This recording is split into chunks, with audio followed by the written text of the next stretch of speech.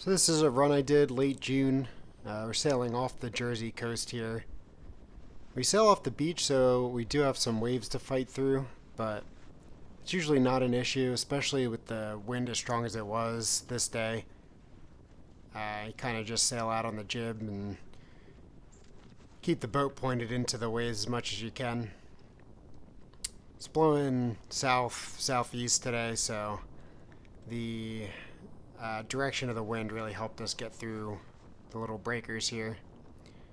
And once we got through this, the ocean actually flattened out quite a bit, and so we didn't have too many waves or anything else to deal with. The wind was super consistent as well, which really helps, obviously, with hull flying. And you can see that I have two timers up in the top. The top one is the best run of the day. The bottom one is going to be the current run that I'm on. And I have the main traveler set about around the foot strap, it looks like. And I was being a little bit conservative here because we haven't had that much time on the boat. You know, it's only June, so I'm still kind of getting my bearings a little bit. So I was being a little bit more cautious with the power here, and I sheet in pretty much block to block here. I pull a little bit tighter, and you can see we're just not getting any hull lift at all. So this would be fine if you're just sailing, trying to keep the boat level, but obviously that's not what we're trying to do today. We're trying to get the hull out of the water, so I'm going to pull the Traveler in a little bit. It's kind of hard to manipulate both the Traveler and the main sheet line, but it's possible.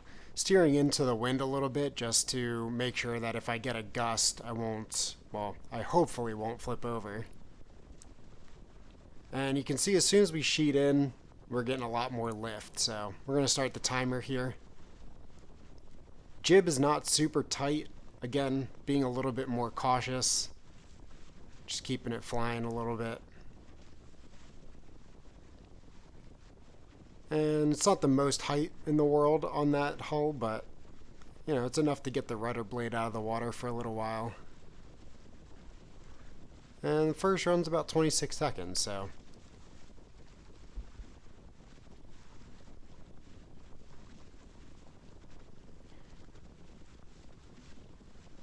use the foot to grab the line here. I wouldn't recommend putting the sheet in your teeth like that, but sometimes you gotta do what you gotta do.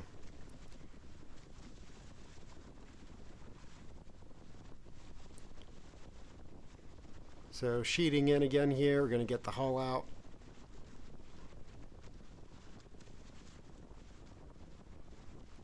And start a new timer.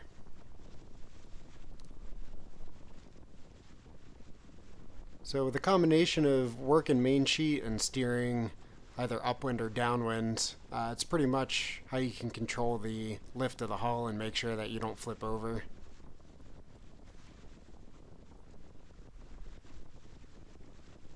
If you're getting too much lift, you can steer into the wind to drop the hull down, or you can drop the main sheet out. Again, I do a combination of both just depending on, I don't know, the feel of it, I guess. The only thing that steering into the wind is it can be a little bit hard to control because you have to remember to steer back downwind after the gust or you're going to drop the hull in the water again. So you have to keep in mind how far you went upwind and then steer back downwind when the gust blows over.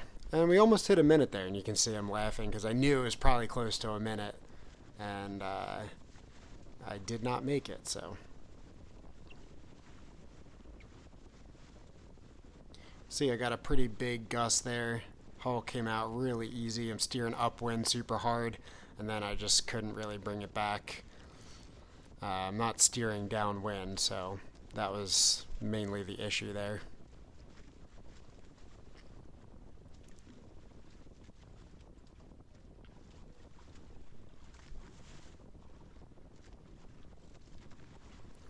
So starting to go downwind a little bit more.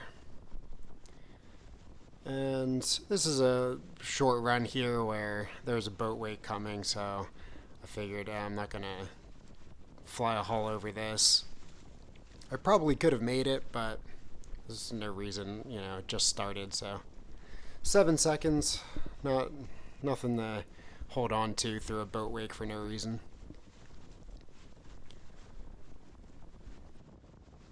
Let's try to take another attempt here.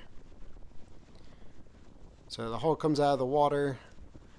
Again, being a little bit more conservative on the height of the hull. And I try to leave a little bit of slack over my front leg so that if I do need to sheet out, I have a little bit there to release. Because if it's not there, then it becomes tight around your hand, and sometimes that can end poorly. The transfer to your steering hand can be a little bit tricky sometimes, but something with practice that you can do, and it's not bad. Like right there, grabbing with the steering hand and then reaching down and pulling more main sheet.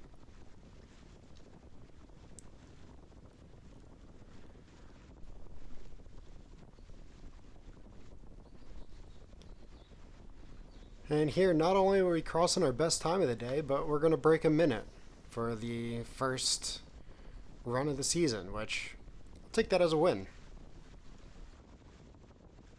Another thing that I do sometimes is wrap the sheet around my hands to get a little bit more pull.